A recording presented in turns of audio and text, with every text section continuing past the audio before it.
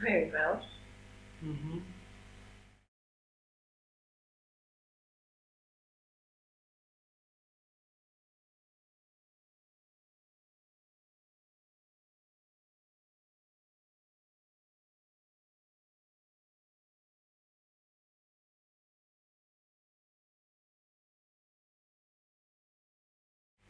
To explain in a small way would be difficult, but I try.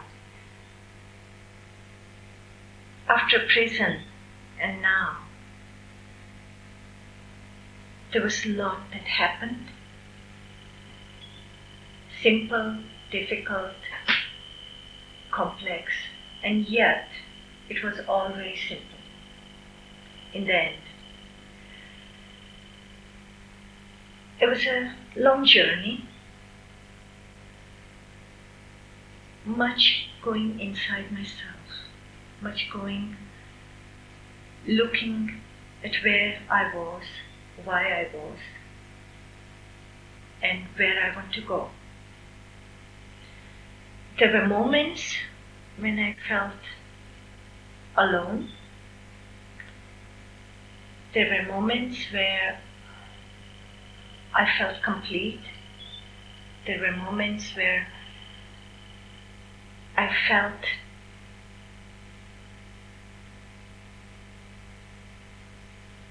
nothing, simply nothing. And yet came a point where I wanted to come back and do things for myself, start living life again, not just remain in discomfort of being alone and enjoying just the solitude. It was a very comfortable place I was in. I was alone, nobody around. I spent about 8 months in Portugal, in a little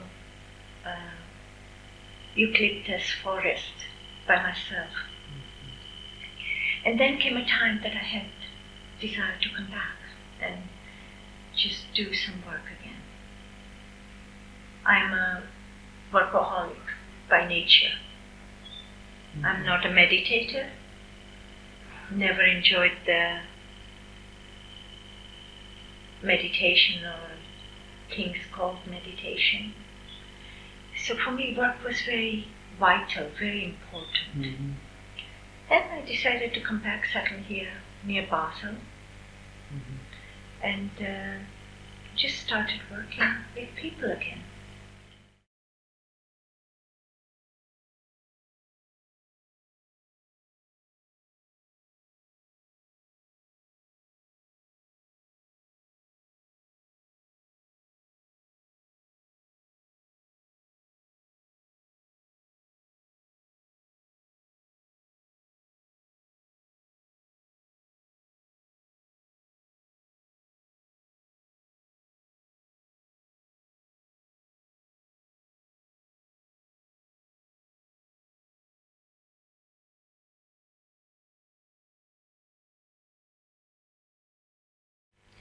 Well, I cannot say anything about it. Mm-hmm. If sannyasin felt something bad about me, Mm-hmm. then it is something they must look at it. Mm-hmm. I don't feel bad about sannyasins. Mm-hmm.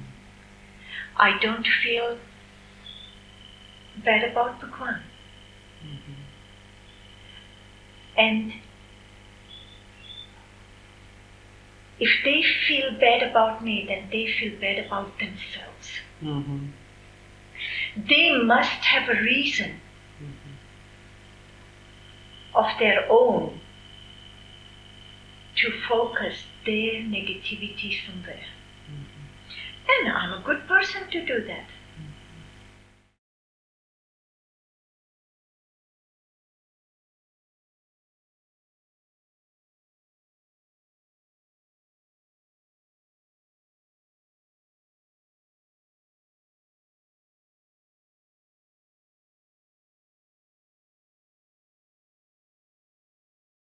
Why would you be surprised? He's one of the lovers of mine. my eternal lover. Why shouldn't he hang on my house? He should be there. And you just only saw the picture, but did you not feel how I live? Do I live any different than I lived before? I live among people, I live with celebration in my heart, I live with laughter in me. There is music in this house, there is happiness in this house. All that was there when I was with Bhagwan remains here too. And it is right. It should be that way. And to go back to your other question, I did not reject Bhagwan. I left him because it was right time to leave. I did not reject him. He rejected me, that's his problem. Or he has reasons of his own to reject me. But I have no animosity for Bhagwan or his people. I find it quite amusing, all this nonsense about Sheela bashing. I think it's funny. It's ridiculous. But then, what to say?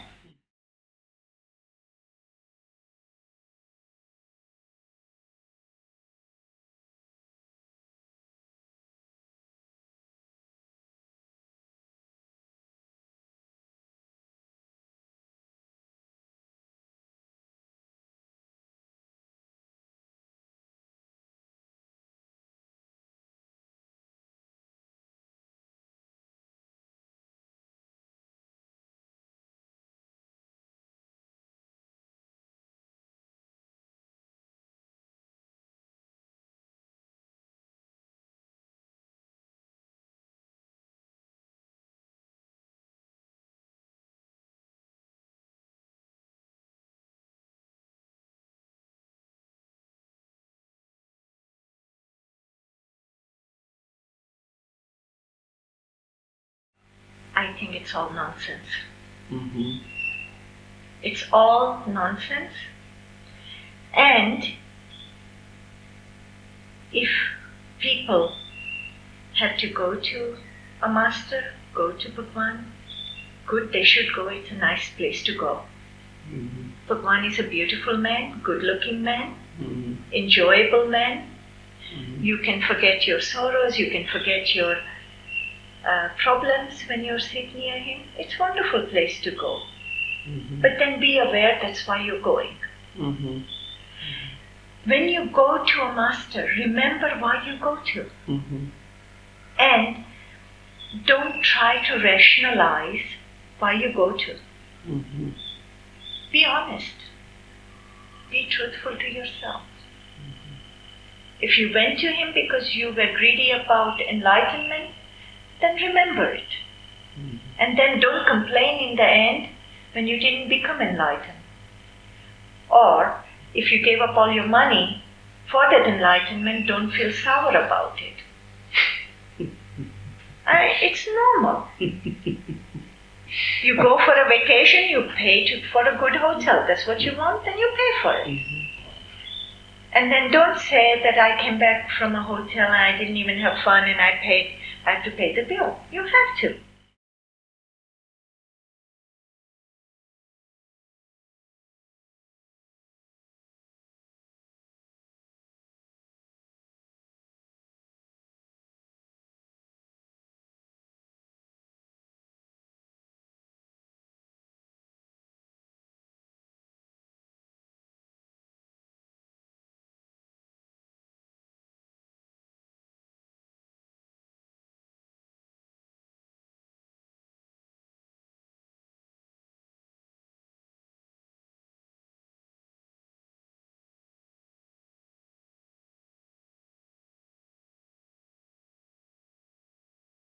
Look, we live in a capitalistic world. Bhagwan always said he's a big capitalist. If he saw a possibility to market something, he will market it. And enlightenment to market is very easy. It's a product you don't have to manufacture. It's easy to market enlightenment. How are you going to say, well, this plastic doesn't work? This enlightenment, the plastic never breaks off, because you can always say, hey, I sold it to you, but if you didn't use it, what can I do? There is no return back of the goods. It's a good product to market. I think everybody should market it. And there are fools enough to buy it.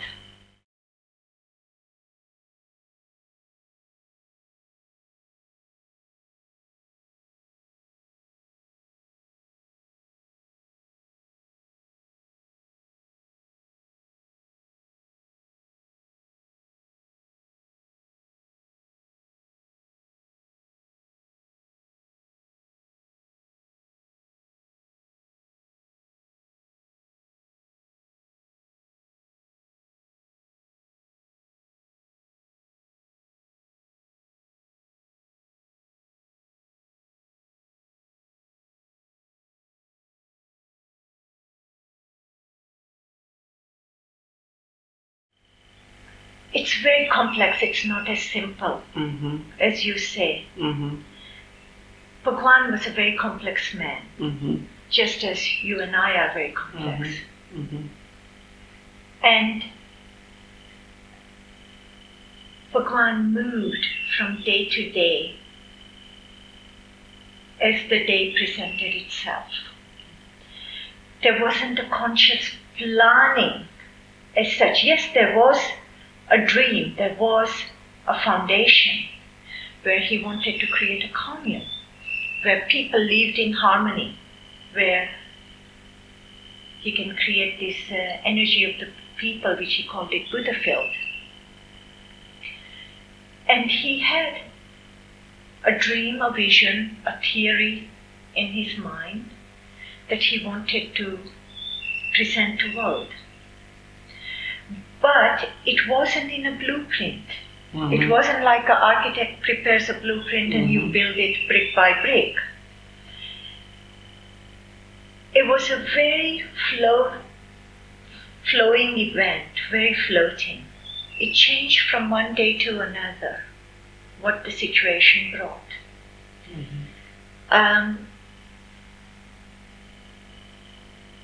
But it was always like that with Bhagwan's entire life.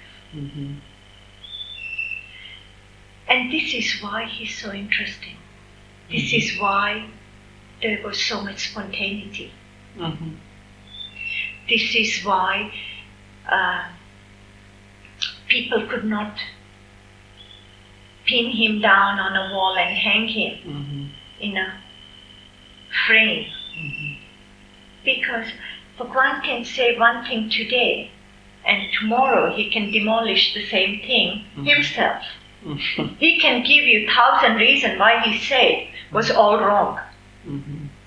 Yet, yesterday it seemed all right, and today it's exactly opposite. Or if you sit in a darshan with him, somebody asks him a question, he gives one answer. Minute later, another person comes and asks the same question. He gives totally another answer. And you say, are you deaf? Are you hearing the right things? Or is something different? But there is something different. It is the person who is asking the question, where the question is coming from, what are the motivations behind it, and he answers it in the form that that person needs to be answered. The same question another person asks gets a totally different answer. There's nothing sinister about it, nothing cynical about it, nothing negative about it. But if you try to create an organization around it, you will be troubled. You will have difficulties. Because you cannot say one said this, this. And it is the way it is.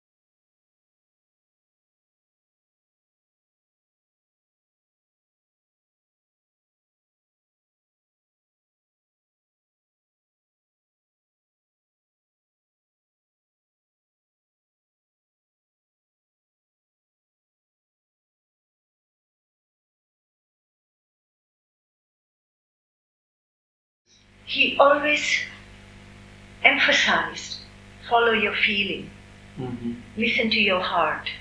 Many times when people would write letters to him, they would get one sentence answer, follow your feeling. And this follow your feeling was for two reasons. One, most important reason, that you should follow your feeling.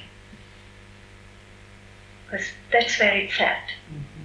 You follow your feeling. If you follow your feeling, you will not go wrong.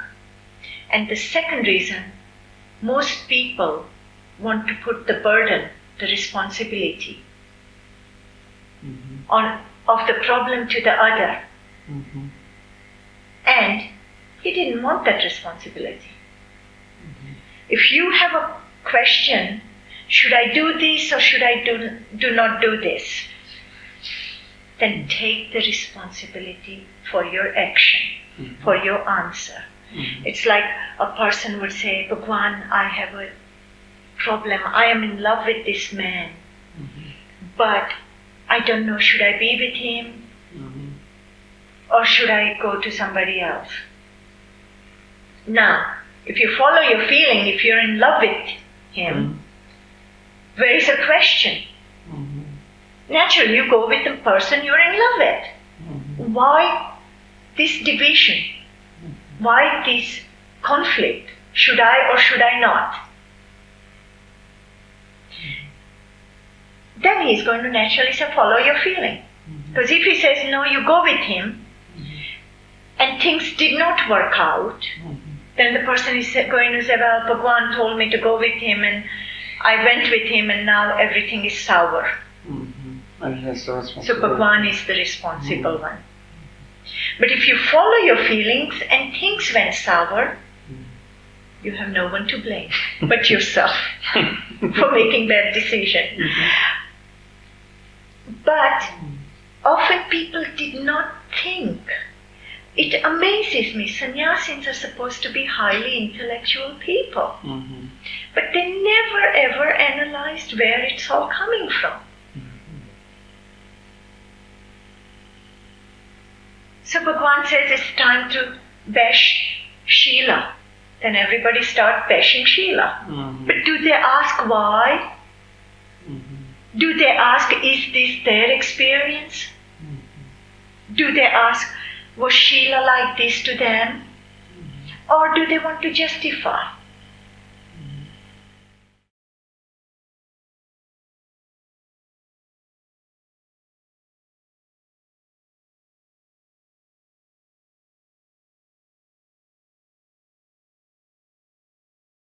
Always.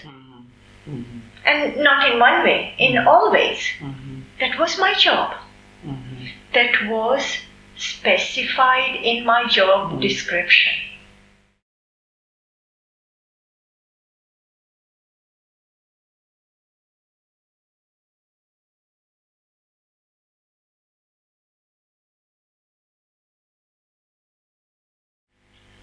It was what I had accepted as my job. And I have no regrets. If I was given another opportunity, I would do nothing different. I would do exactly the same. Because what I did was not only right, it was absolutely out of my heart. 1000% out of my. And this is so. It needs no justification, it needs no explanation. If people have heart, they will understand me. If they don't have heart, not only they won't understand me, they will never understand Bhagwan, let alone anybody else.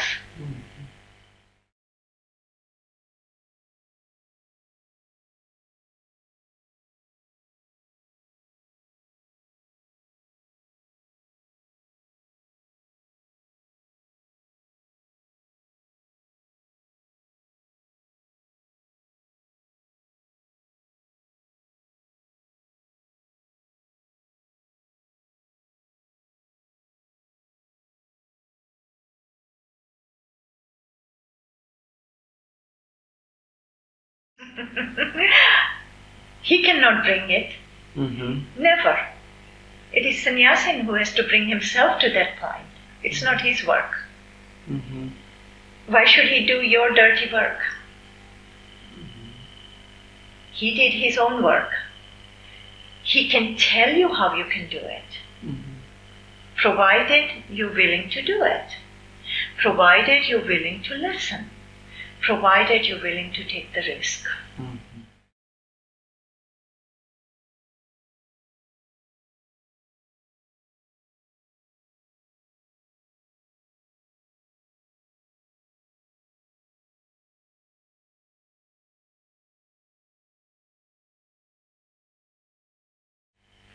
You say it that way, I say it a little different, but it means almost the same, which is change happens only when you want change happening.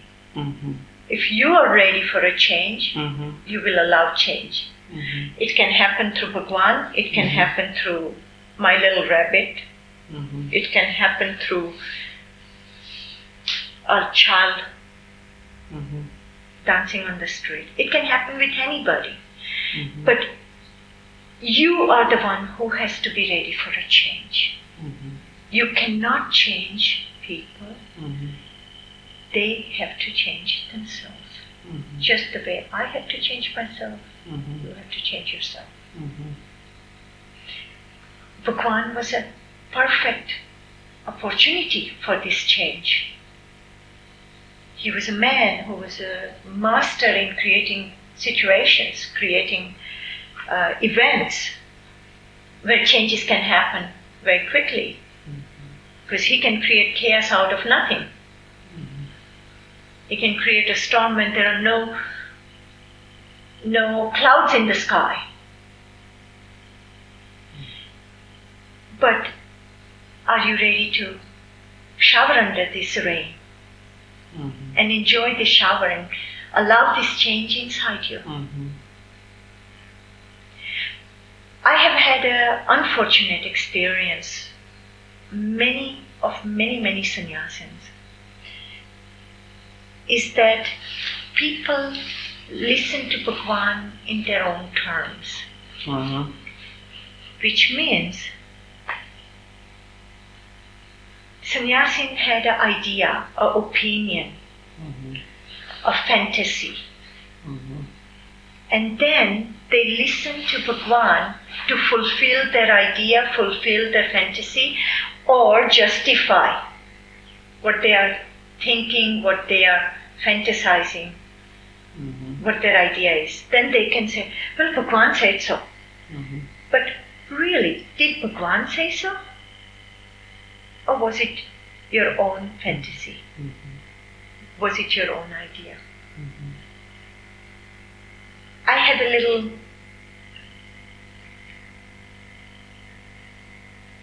motto, a little, not a motto, but I exercise this on a daily basis in Rajneeshpuram.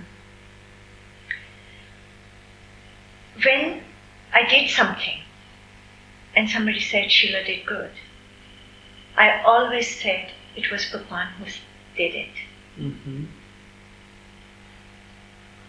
And when I got accused for things that were not right or wrong, and though they were from Bhagwan, I said, yes, I did it. And this was basically an exercise that I had given myself, so that there was very little possibility for ego gratification. But it was an exercise that I did it, nobody had to know about it, nobody knew about it. But it was my inner exercise.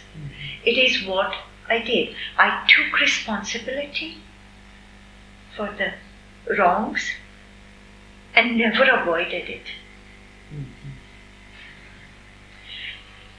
And when the credit came for something that was good or wonderful, it was because of Him. And that is the way it should be.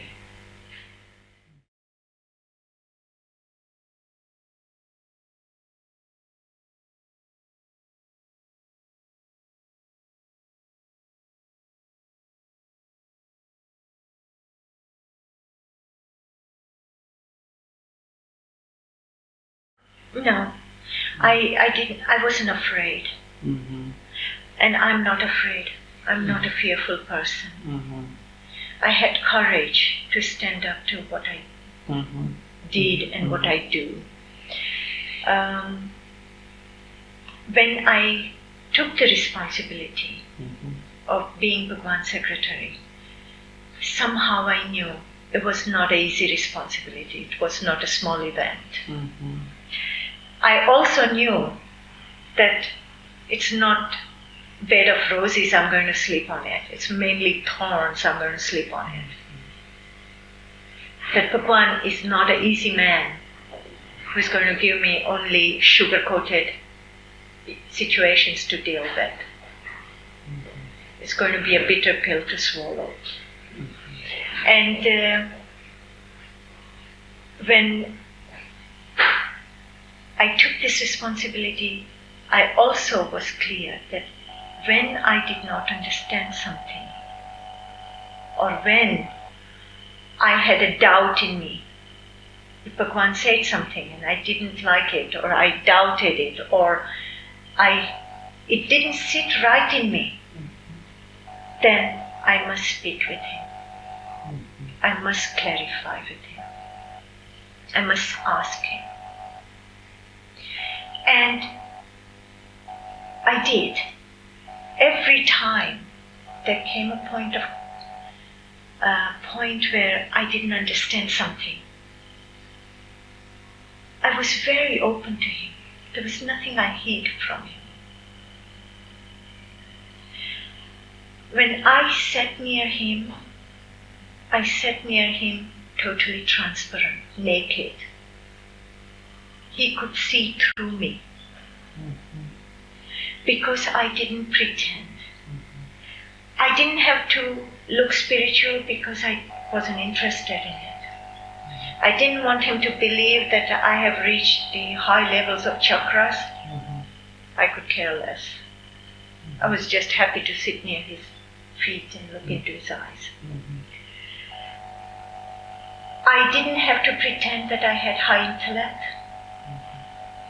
It was proven when I understood him. I didn't have to pretend. And on top of it, I'm a very pragmatic woman, very practical woman. So, if he said, do it this, or do this, I would ask him why.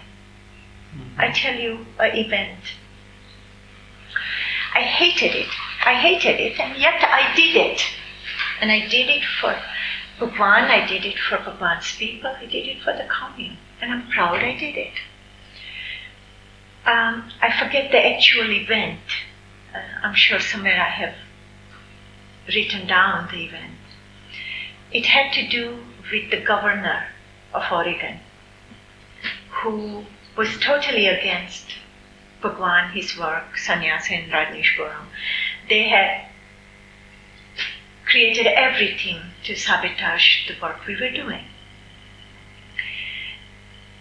And Bhagwan, at this point, I have given a press conference a day before, according to Bhagwan's instruction, and criticized and abused, gave verbal abuse to the governor, of just the way Bhagwan told me to give it, in the press, and condemned the governor's action. And in the evening, some information came from Senate building to us, which I passed it on to Bhagwan, and Bhagwan said to me, you give another press conference and apologize to governor. I said, why? This information is irrelevant, what we got from Senate. In fact, the information is that they're going to harm us more. Why do you want me to apologize? How can I apologize to this idiot? He said, you just go apologize. It didn't sit right. I said, Bhagwan, I don't want to go do that. I don't want to apologize to that man. For what? He said, you simply do it. You do it because I tell you to do it. I was very clear. I said, okay, I don't understand it, but you tell me to do it, for you I do it, because I love you. And I went and apologized. And I felt nothing more. There were words of apologies I transmitted to the journalist. Nothing more. But I was very clear that I did not want to apologize. I didn't understand this act of Bhagwan. But if he wants me to do it, with pleasure I do it.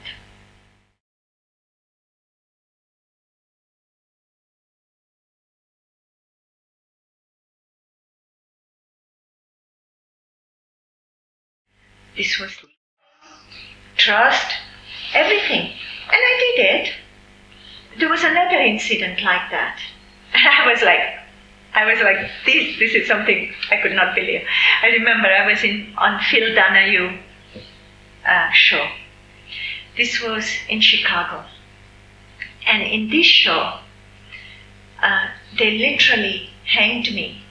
If the audience could come and kill me, they would murder me. It was a very bigoted audience, and Phil Donahue wanted that the show is big firework publicity, big sensation show. So he provoked the audience to attack me. Okay, this show brought many other shows with it, because it was a very provocative show and all that. Next day, Bhagwan was in a press conference, or Bhagwan was in a darshan meeting or something, and he makes a public statement. Either he made it or he told me to make it. I can't remember, but it was an event that, and it was totally wrong event. It was a lie. He said that Phil Donahue was attracted to Sheela, and that's why the show was turned out like that. And how he knew that, because Phil Donahue's wife had a black hair and Sheela has a black straight hair too. Wasn't true. The guy didn't make any approach to me or anything. He wasn't. But Bhagwan did see the show, because he used to watch every video of every talk show, every news. He used to watch it. And then for the next show, he would give me advice what I have to do. And I went in the evening and I said, Bhagwan, it wasn't true. He never approached me. Phil Donahue never made a pass at me. Why did you say such a thing? And he said, it is not important. He had a reason of his own. I was oblivious, because I never told him. All he did was he saw the video. I don't know where he saw this guy was attracted to me. I don't know. I can't believe it. Because there were no incidences that took place to display this sexual contact or the attraction. Yet he can go and make a statement about it. Good fantasy. Okay. Great. But events like this happen with him on a daily basis. He must have his own reasons. If not, he had a good fantasy. And he used this fantasy to, I suppose, to draw his people out of their own minds. I trust that's what he was doing. But it can only help if we are ready.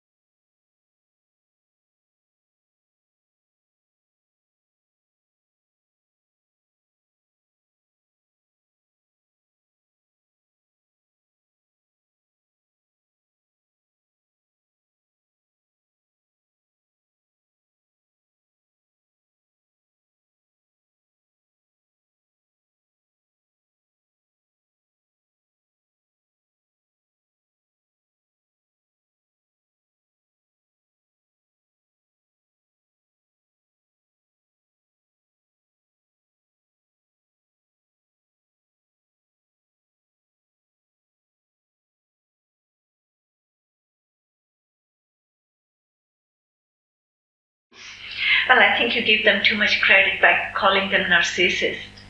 Because to be a narcissist, too, you have to have great understanding of self. That you have to really love yourself so much that you can become narcissist and forget the world. I think these people are just capitalists. They're cashing in. They're just cashing in. There are dogs who will go to a therapist to do a therapy from people who are not skilled. Why not? It's a good business. And being near a great master, it's one thing. And to use his name is another thing. I don't have to proclaim to anybody that I was near Bhagwan. If I was near Bhagwan, and if I have been exposed to his perfume, people are going to be exposed to my perfume too. I don't have to say I was near him. You will see Bhagwan in me. I don't have to proclaim anything. You walk in through this house and you will say, gee, it feels like Rajneeshpuram. You're damn right, it is like Rajneeshpuram. Bhagwan lives here, I live here. Okay, maybe his body doesn't live here, but his spirit lives through me. Mm-hmm. I have understood him. I have absorbed him. And it comes out. I don't have to do any extra jumping up and down and hoo-has and hee-hees and so. No, I don't. Truly not. Mm-hmm. And yet you will feel that, hey, there's something about this mad woman or this mad house. Even the people with Alzheimer feel it, that there's difference here.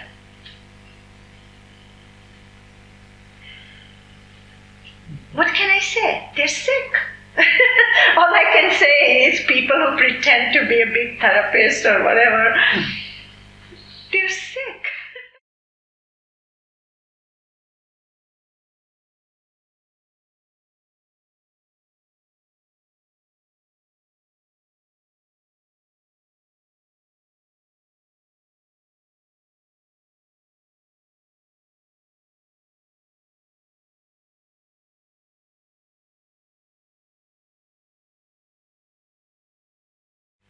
It's a very simple situation. Bhagwan has said two things over and over again.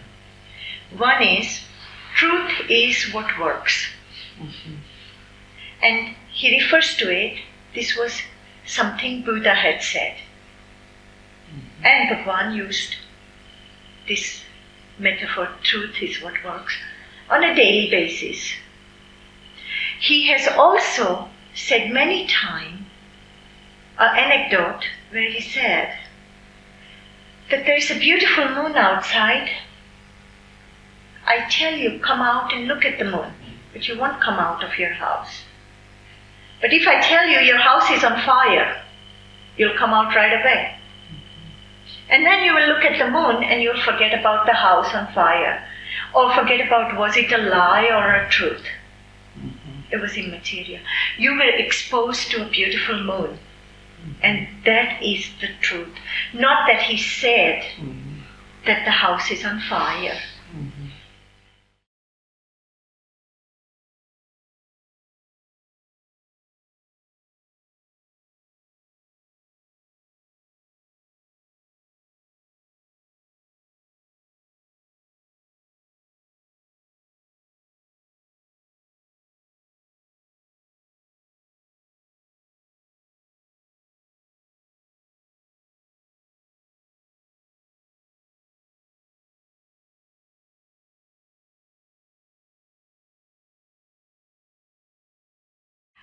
I would not put blame on Bhagwan or his teaching or anybody. I would say blame goes on people who insist on not sorting out their life. If a person has a doubt of what Bhagwan said or did, then they should have courage to stand up to it, no matter what. Like I did. I wasn't afraid to go spend 39 months in prison. I did it, and did it honorably, did it bravely. And I did not do that because I was guilty. I did it so they would not harass Bhagwan anymore. You can ask the Attorney General of Oregon. One of the first conditions of the plea agreement when we sat down to negotiate, though Attorney General would not put it on paper, that agreement, that they leave Bhagwan alone. World doesn't know this, but my attorneys know that.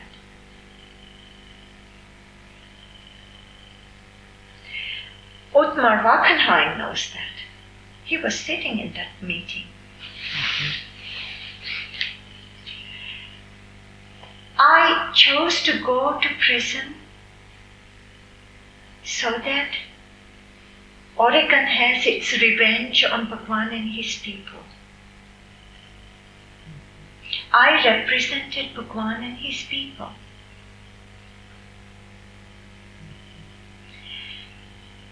It was not because I committed any crime.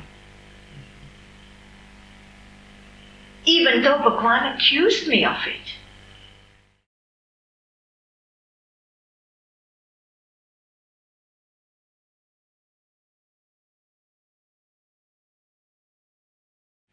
Whatever his reason, what do I care? He has to live with it and die with it and sleep in his grave peacefully. Now, if he can sleep with it peacefully, good for him. I wouldn't even take responsibility of his sleep. That's his problem. But why I did what I did? I had very clear reason, and I'm proud to do it, and I would do it again for him. That's my gift to him. He has showered many gifts on me, so this is my gift to him. I offer it gracefully, lovingly. That's only normal, that's only right. But the fools who believed him, what he said, and claimed to be highly intellectual, I have a bit of problem with them. Do they not think? Do they not feel?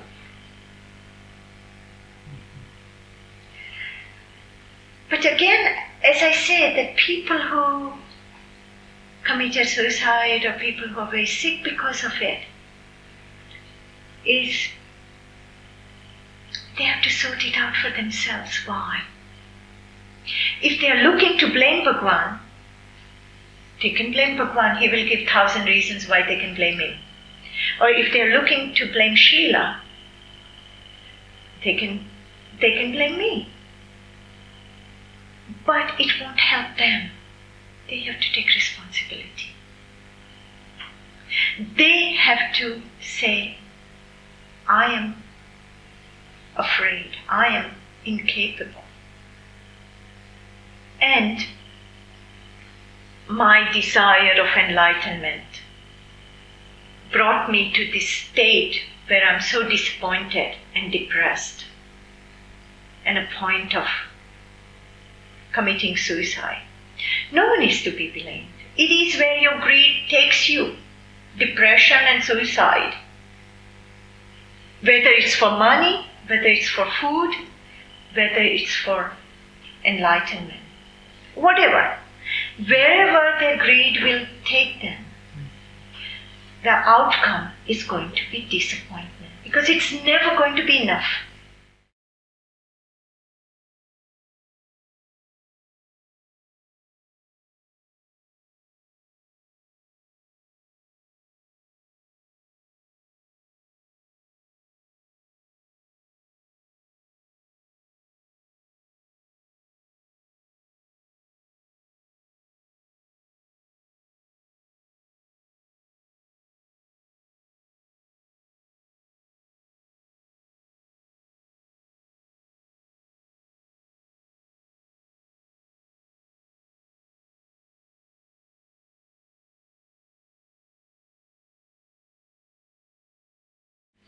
First is accept your greediness.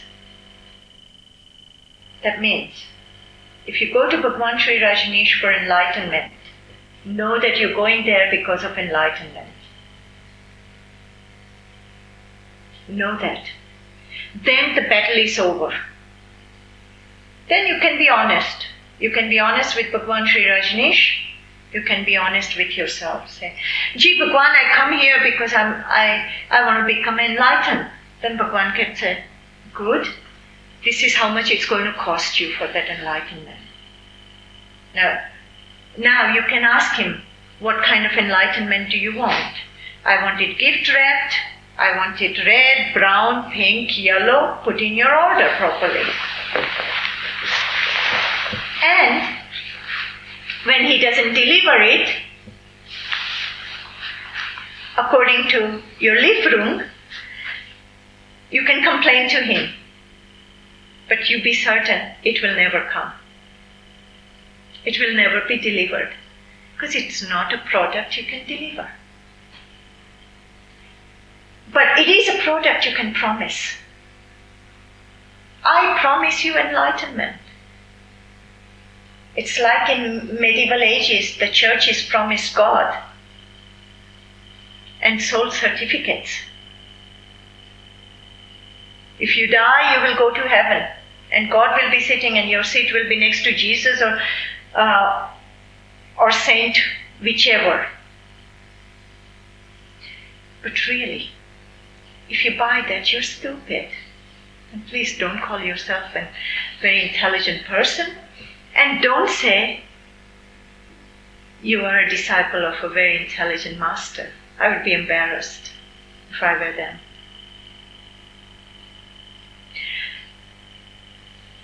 Go to men like Bhagwan to have a good time. Then you will not reach a point of desperation. Go have a good time. Go have a good dance with him. Go have a good laugh with him. Go have a good cry with him.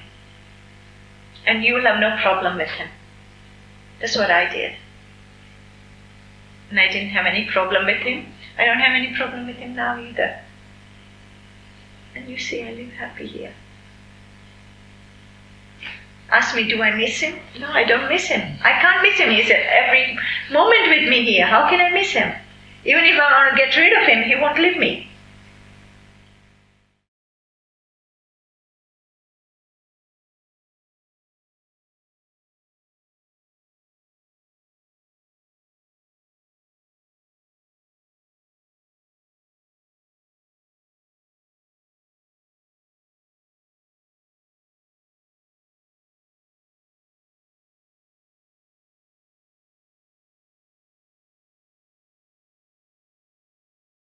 Look, Bhagwan is a capitalist. Bhagwan was a capitalist.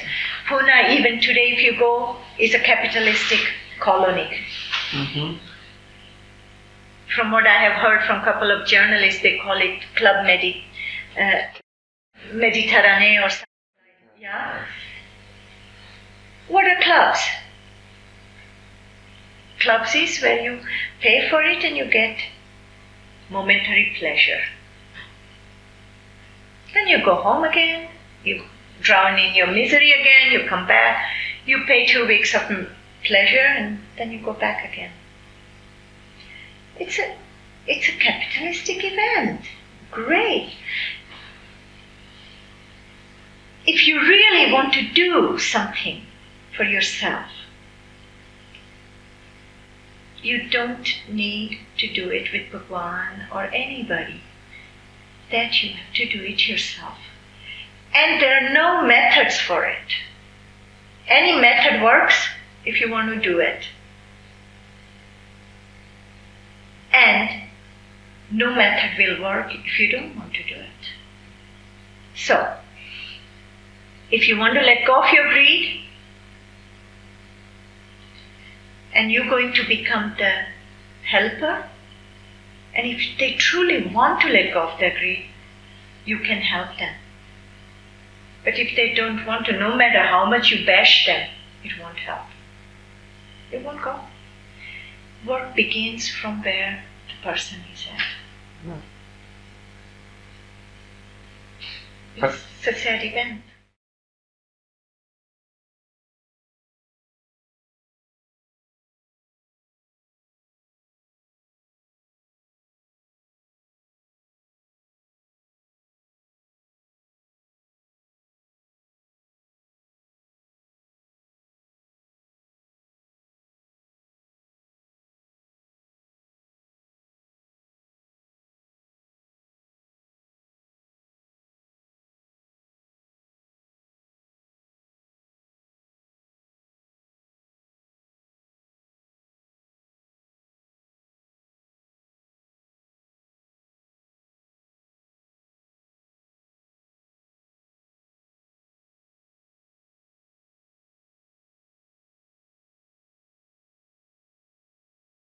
Bhagwan was also greedy.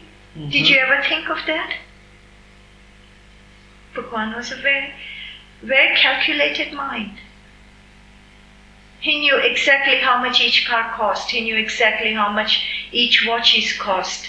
And when he would give them as a gift, he would specifically make a point of telling these people how expensive watch he was gifting them. And if that person happened to leave the commune, he used to tell us to take the gift back. He was an Indian giver. He wouldn't waste his expensive watches on somebody who was going to leave. And that pleasure he didn't have with me. I sent my watch even before he asked for it. And he tried to update my watch many times before. And I said, no, thank you, I don't want it. I'm happy with the first watch you gave me. Or the second watch it was.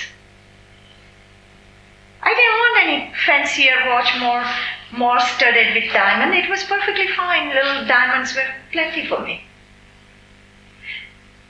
But how many sannyasins can do that? It was, truly, look at it. I remember sitting many times where Bhagwan was making offers of the gift of his watches or his pens.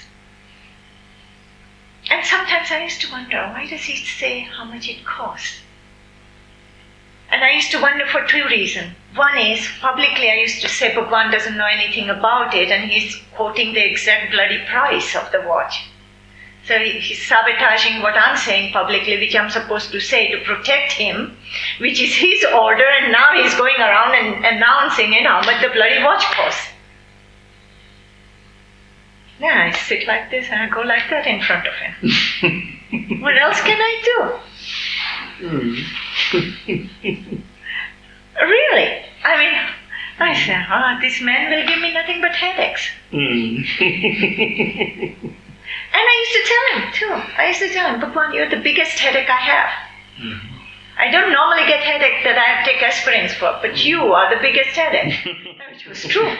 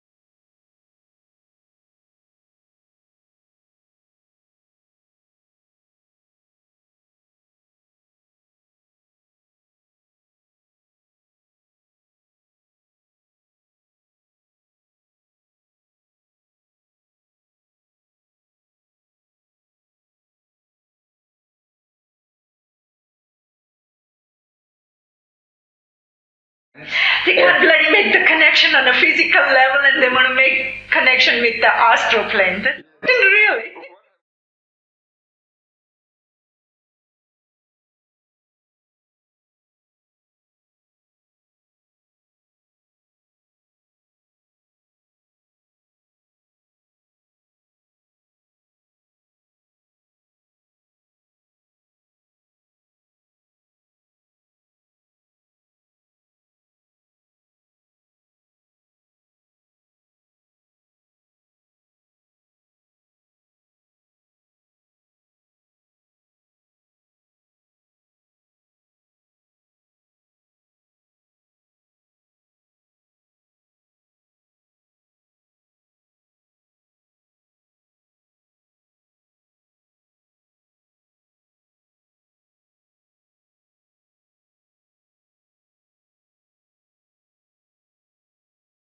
It's very simple. They put Bhagwan on a pedestal, on a height, where they want to put themselves at. So, they have to feel good about themselves, because they don't feel good about themselves in the first place.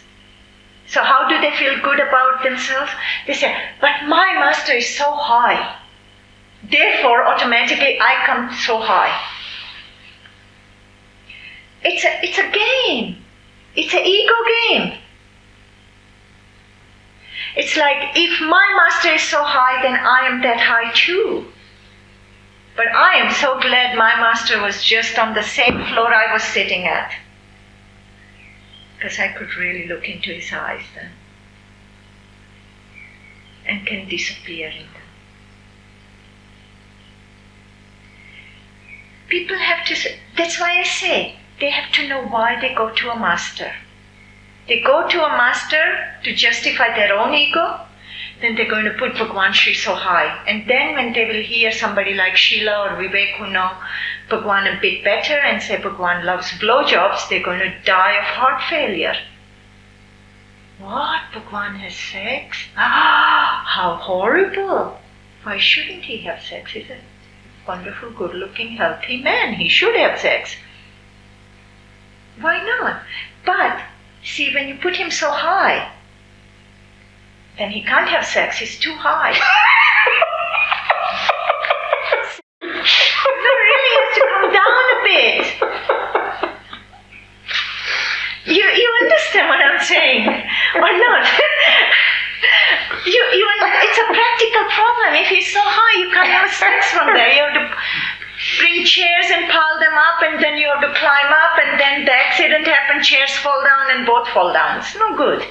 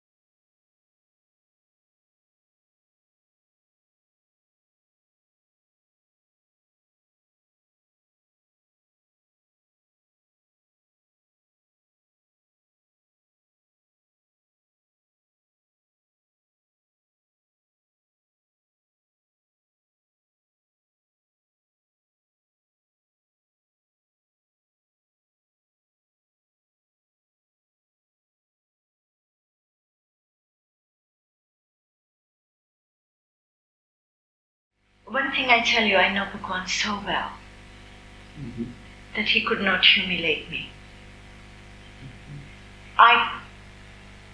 And this is a fact, there were 300 people about sitting in my house when I decided I'm going to leave, and I was saying goodbye to these people. There were 300 people who came to say goodbye to me at Radneshpuram airport. At least, probably more. And I told all these people before I left, don't cry. I'm not going away, I'm just going to Europe. I just need a bit to be myself. But anyway, tomorrow Bhagwan will say stories to you, and then your tears will turn into poison against me. But don't bother crying now. And somebody asked her, it was Gita or somebody, I can't remember who it was, but somebody who used to work closely with me, and said, how could you say that Bhagwan would speak against you or say something against you, because the way you have worked, and we have seen you how you have worked, we know how dedicatedly you have worked. I can't remember who it was, but somebody, one of the people. And I said, it's simple. He needs to hold on to his following. And only way he can hold on to his following, if they don't ask questions, if they don't doubt. And if they doubt, he cannot hold on to the following. And the man was wounded by me, because when I said I go, I made a suggestion who could be the next secretary. He liked that suggestion. That I gave Savita's name. Savita refused it. Savita says, I know what kind of life Sheela was living. I don't want to live that life. No, thank you. I don't want that. So then so I and Savita came up with new suggestion, which was Homa. We suggested Homa to be the secretary. Then Homa said, no, thank you. I'm going with Sheela. I'm not staying in this madness. I know enough of what goes on in this place. Yeah. And I know how hard it is to be Bhagwan secretary. I wouldn't even in my sleep accept that. So then we came up with yet another suggestion, Anuradha. And I think Anuradha said she didn't want to either. Then when all these people that we suggested didn't want to, Bhagwan was wounded. It was like telling him, we're not interested in your glory. We know the hard work we do. And he didn't like that. Somebody saying no to him. So all the fury goes to Sheela. Because these are all Sheela's people, as he called them. Sheela's gang. Fine. They were people, they dedicated their work to Bhagwan through me. I accepted. It was an honor. Because these were loyal people who worked for Bhagwan. Very loyal. These were not the people who accept lies and buy lies. These were truthful people, courageous people, these names I mentioned. Mm-hmm. And then he, I believe, chose Hasya to be his secretary. Because I think only other alternative who can also offer financial salvation was Hasya. Because Hasya was connected with people who were involved with money. And she was a good choice in that moment. Plus she was American, so legally it would be easy to have a secretary who had American passport, so there are no problems, etc. Mm-hmm. And so what happened was, these people, I told them right away that I'm going to receive the fury. And I said, you can believe what you want to believe. You know me. If you know me enough, then no lies will be of any problem. And that's exactly what happened. I knew what he would do. And this is exactly what he has done with other people. When Lakshmi was no longer his secretary, he spoke badly about Lakshmi.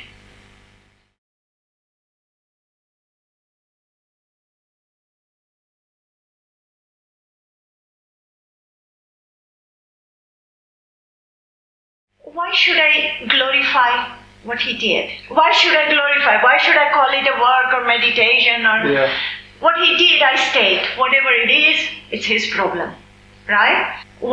How I take it, how I see it, is what I have to deal with it. And this is how sannyasins have to look at it. And this is the problem. When Bhagwan does something wrong, we always glorify it. It's like when Bhagwan gives a blowjob, we don't call it a blowjob, we call it he gave energy. Mm-hmm. Pitta. Why do you have to justify it? Why do you have to make it some sort of a religious event? He's a man, he has a sexual desire, he gave a blowjob, good, enjoy it.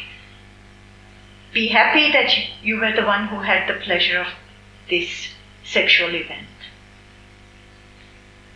Don't make a big event, don't start shaking and freaking out about it. Good, enjoy it. Keep it to yourself, so that the journalists don't make a scandal out of small silly event like that, which happens every day in our lives. But this is the madness we all live at. It's like, I remember in early 70s, when Bhagwan was in Bombay. And Lakshmi was just new secretary of Bhagwan. Before Lakshmi was this Leru and Ishwarbai and a few other people, I can't remember the names anymore. And in India, philosophers or the spiritual masters like Bhagwan are supposed to be celibate. Right? Now, Bhagwan always enjoyed good-looking women. But in Indian society, it's a scandal. So, some women accused him of making sexual contact or so. It was a big scandal everywhere. And then Bhagwan has to respond to this scandalization. Then he gives a big lecture on Tantra. And Tantra is about sexual energy. So suddenly then there were few women who didn't walk away with him, started feeling very spiritual because Bhagwan made Tantra with them.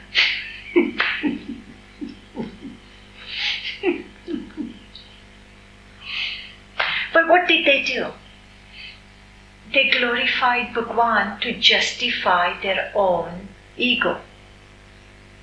They were so spiritually high that Bhagwan made Tantra with them.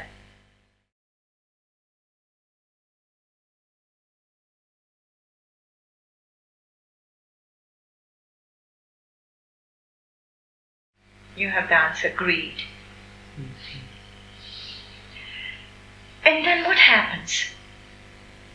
So then comes a few days later, Bhagwan makes another lecture and he declares himself celibate. Because that was the only way to get rid of these people. And then he moves towards Western female who are more acquainted with sexuality, who are less offended with sexual contact.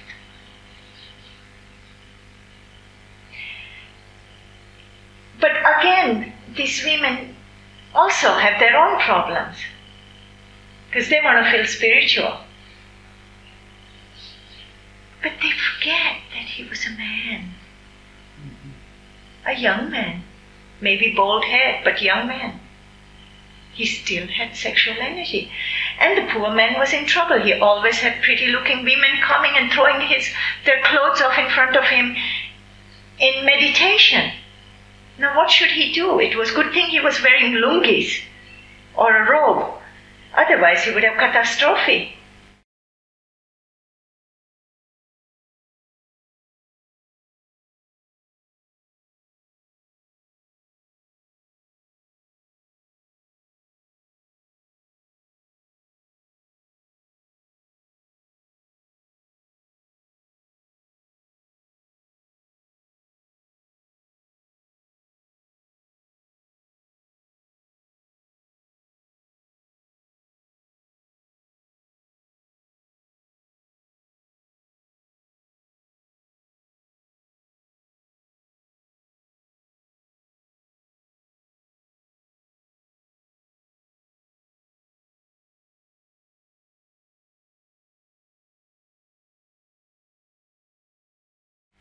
Oh no, I can't comment on it.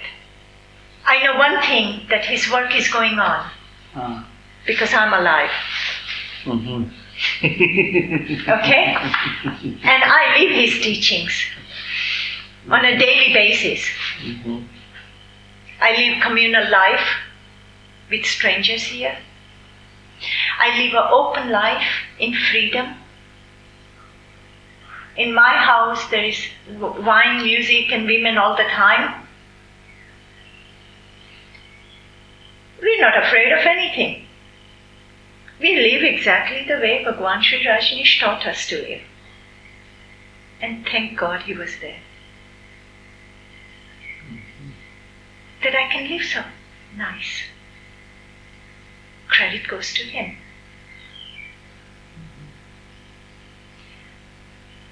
But doing his work or spreading his work, I don't know anything about it. I know one thing, that his teachings are alive because I'm here. I'm living it. I live on a daily basis. If there are no Rajneeshis left because everybody has become Osho, too bad, I'm still a Rajneeshi. So he still has one Rajneeshi left. And that's me. It's true. I have immense love for this man. I always did. And I'm sure it will be always there. I'm certain. The roots are very deep. And they cannot be destroyed so easily, you know. Few fantasy lies cannot destroy them. And I tell you, wherever this man is, he's very proud of me. He's very, very proud.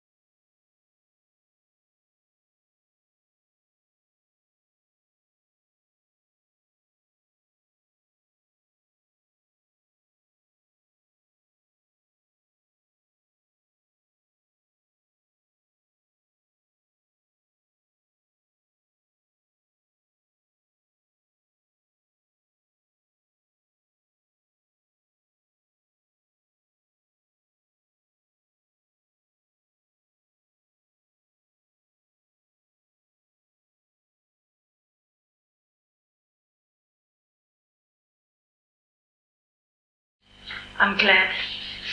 I thank you too.